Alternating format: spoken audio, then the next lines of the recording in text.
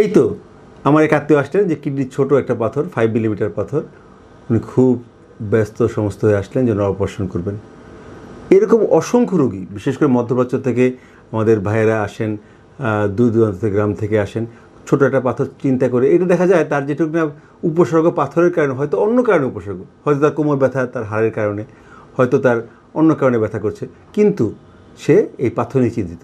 আমরা কিন্তু আগে দেখি সিমটম তার কী পরিমাণ আছে, এবং পাথর যদি 5, 6, 7 মিলি পর্যন্ত হয়, বেশিরভাগ ক্ষেত্রে, বিশেষ করে 5 মিলির নিচে হলে 50 থেকে 80% ক্ষেত্রে পাথর বের হয়ে যায়।